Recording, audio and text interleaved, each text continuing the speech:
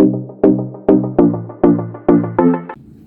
guys, good morning. Welcome to watch my video. So guys, alam mo ba nyo, may nakikita pa akong isang puno dito. Puno ng anahaw guys. This is our national leaves in the Philippines. So ayan guys, ito po ang anahaw. So ito ang kanyang puno guys, ang daming tinik. So nakikita po ba nyo? Ang dami-daming tinik niya guys. So nandito po siya sa resort na ito. So isa po siyang palamuti dito guys, ang anahaw plant.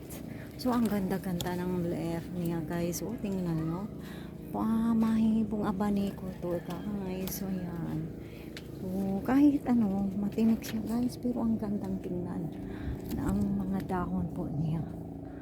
So ayan, ito parang dapat i-conserve to guys, para makikita ng mga bata kung ano ang hitsura ng puno ng anahaw. So ipokus ko po to guys. Tingnan nyo ang tinik niya guys. Oh, ang tinik ang ano guys, pointed kaayo. So ayan, makikita po nyo. So ito po ang kanyang dahon na yang pa guys. So yang pa po ng dahon ng anahaw to.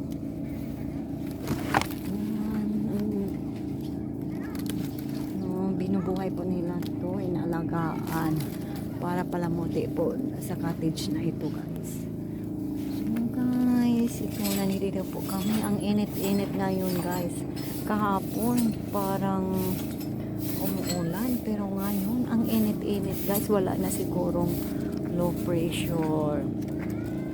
So ito guys, nandito ako sa nakasandal po ako dito sa stock ng anahaw plant. So sino yung hindi nakakita ng anahaw? So ito po ang hitsura niya. Magagandang tingnan guys. Ito po ang kanyang tumutubo pa na yung left sa anahaw guys. So guys, ayan, dito po kami sa resort na ito.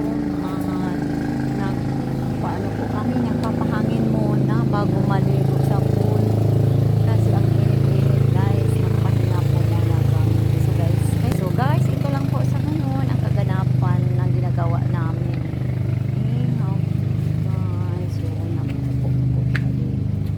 So ito po so ayan, so kami dito rest. So guys, thank you for watching my video.